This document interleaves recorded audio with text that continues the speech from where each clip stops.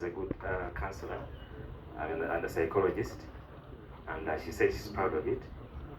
And of course, I know your team is working well to support those people. When they come in here, they need to know I'm a seekler. I should live a life like this. I should avoid ABCD. I should avoid doing drugs. I should avoid. I should understand myself and accept the situation I'm in. I should engage them in a certain support group that can actually give them strength, okay, to move on, to understand themselves, to avoid those circumstances or situations that are going to put them into getting other mental related problems. Okay. How can we? I don't know if I'm a bit. Can you add on a few things? Okay. All right, thank you, Mr. Semakula, for that. Let me just maybe provide some context if I go any further. Many times people talk about mental health and mental illness. Sometimes it confuses which one is which. When does it actually cross from being healthy to mentally ill? So mental health basically rotates around the areas of thinking, how we feel, how we behave. So all those spheres actually account for someone to be healthy. Now the opposite on the other hand is actually when someone turns out to be ill. So when someone is healthy, we imagine actually, it's proposed that it's that state of relative well-being where you actually know your abilities. You can cope with these normal stresses. There are stresses that are really normal within us. You should be able to cope up with that, appreciating your abilities and also knowing the contribution you can offer to the community in the long run. So that is a healthy mind. Now, when someone can't appreciate this, their thinking actually is compromised, their behavior is also a bit disturbed. Yeah, that thing actually we assess actually could be a state of illness. Globally, it is estimated slightly over 1 billion people have one form of mental health or another. And just like he highlighted a statistic in Uganda of recent, I think around 2-3 years ago, that actually put that estimate of 14 million Ugandans. That figure I think is slightly higher now, but 14 million Ugandans, ideally against the 46 million. That puts us around slightly over 30% of the Ugandan population has a mental disease in one form or another. So you can have your figures, 14 million against the over 1 billion in the world. We have a good number, we contribute to that figure also. To diagnose mental illness, ideally it's just not on one factor. We just don't based on one thing to say, yeah, this person actually could be having a mental illness. No, it is as a result of a combination of factors. A combination that could affect someone's thinking, that could affect someone's behavior. We assess how someone feels, and actually their approach to situations emotionally. So it's always a process to come up with a diagnosis of mental illness. So talking about the causes, maybe I could add on what you said. Like we said, the causes may not be a single factor, but a combination of factors. These factors could be around biological factors that are around us. The biology could mean heredity, what we commonly know as genes or traits. In the biological aspect of mental illness, it is common to hear that yes, that person's family I think has a problem because we saw someone, a sister also. Yes, they just try to tell you that sometimes it moves from a parent or generations, and yes, if someone has this gene actually in their makeup, that gene predisposes actually the offspring to one form of mental illness or another. I'm not saying it is a must that when you're ill or mentally, in other words, it's a must you'll have actually offspring actually with the same disorder. No. but there is an element of heredity as a causative factor to mental illness. The brain also generates some form of brain chemicals. We call them hormones or neurotransmitters produced in the brain sometimes. So they must be regulated. Their production in our brains must be regulated. So when there's some imbalance or a problem with this production, either they are overproduced in our brains or low production of them, could affect our behaviors, hence lead to a mental kind of disorder or another. Sometimes brain injuries or trauma from accidents, sometimes from childbirth. These are risks. I'm just naming risks that actually predispose someone to a form of mental illness. It could be tumors, brain tumors squeezing some portions of the brain, also compromise someone's ability to function mentally.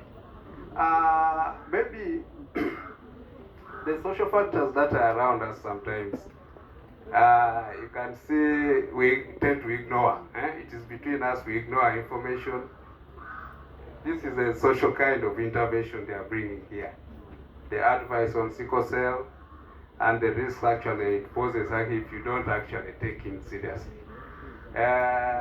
Maybe we'll talk further about that relationship between sickle cell and all that, but what I'm trying to just bring about is sometimes even infections, chronic illnesses, HIV, sickle cell, diabetes, non-communicable diseases, name it actually, sometimes predispose us to a form of mental illness. It could be directly, it could be indirectly. It's not a must that it only affects the sick class. Even the caretakers, the families, for example, actually go through this relative distress over these periods of time because of this kind of illnesses, which is avoidable. So an essence or an awareness like this actually is just to preach to you that yes, it is your choice. They cannot limit what you choose or not, but it is actually important to give you the right information so that you make those choices at an informed perspective. There are social issues that could also be responsible for some of the mental illnesses we suffer. Disasters, someone named the COVID, at some point we were all distressed in one way or another. It was not a normal for us during that time, of course. We were upset, we had losses, we lost loved ones, we lost property, or we lost businesses, jobs, all that actually. That in the long run affects someone. I'm happy AG highlighted it actually, the story in the ministry. Yes, it leaves them distressed. Yeah, they don't actually, their occupational kind of sphere has been affected. Maybe people depend on them.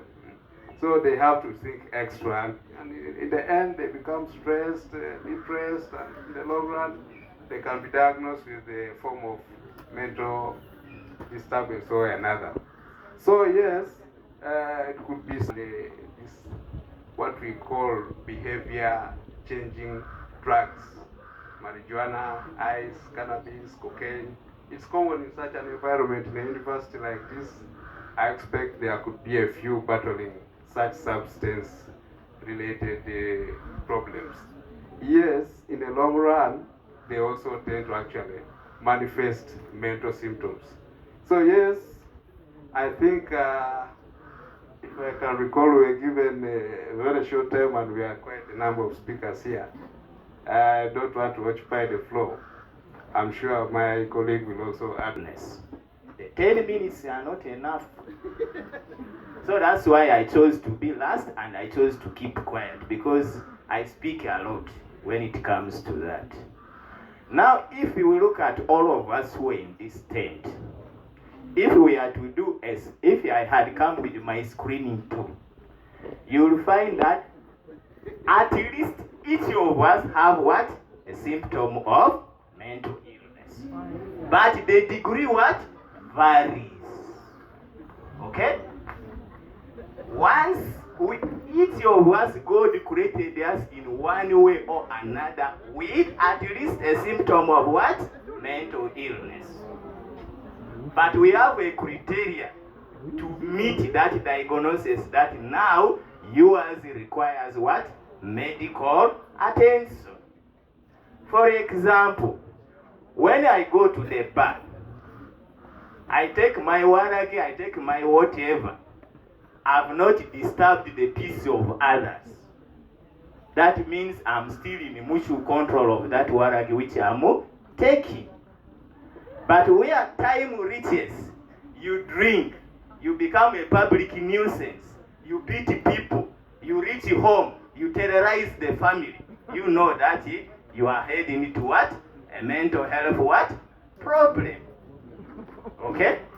So there are so many things we shall speak about mental illness, but we can't finish it today. But what is very crucial is that it is one of the neglected aspects of our health. If you look at our body, the control center of our body is the brain.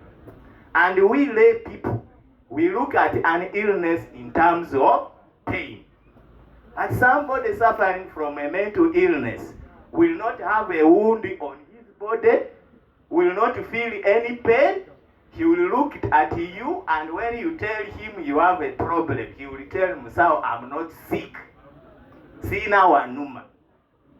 But you are seeing somebody is struggling in terms of behavior, in terms of his relationship with others, in terms of his job, in all other aspects of human life. But in most cases, people look at disease in terms of pain, in terms of a physical swelling or a wound on their body. Like for example, we have ladies here. Somebody will see a small pimple here. That is enough to distress her to become uncomfortable. Any small pimple on her face. But when he is battling with a mental health problem, he will not look at that as being what? A problem. It is usually identified by another person that the behavior this individual is showing is not really a behavior of a normal what? Human being. Because in most cases, to identify a mentally ill person, we look at the behavior of that person. In terms of self-care, in terms of relationship with other people, in terms of the speech, how this person is talking, in terms of sleep, there are so many aspects we look at. So when we are to speak about it, I think the time is not enough. At least we shall have time for those who want those details. We shall be talking about it later. Traditionally, people believe it is associated with witchcraft. That's why the first conduct for our patients is usually what? A shrine. That is the first hospital they go to.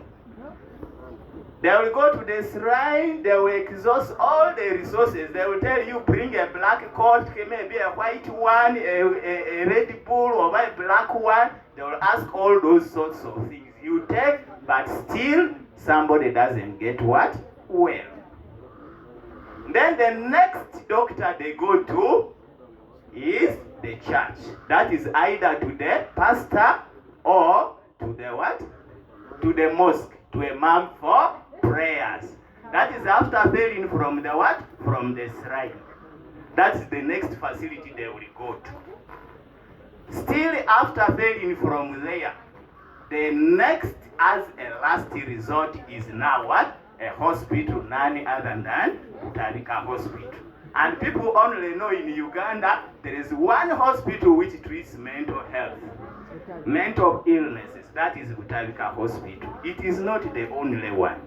All the regional referral hospitals have the facility, they have the services. The Basawas are there. It's not only Butarika Hospital alone. It is supposed to be a referral. When the other hospitals have failed, then that's when they refer. That is our university students who are here. That is the highest percentage we have for admission. Alcohol and drug-related mental disorders. So you'll find that the youth of today, they are candidates of that. It is a learned behavior. You learn it from a friend or a colleague, but you will end up leaving the university when you are a candidate of the hospital. And your parents are aware. For them, what they send you to do is to study, but you reach here, you learn certain behaviors from your colleague, and then eventually it affects your mental health. So since I'm not the speaker of today's occasion, I beg to stop here. We shall have questions on that SRH tool. So please, it isn't normal. Maybe you'll add him time to give you. Very simple. Are we together? Yes. So with the sickle cell, someone was reminding me about HIV self-testing. Bring that kit here. People are saying we had forgotten to tell them about these others. I know when I begin sickle cell, I will not remember.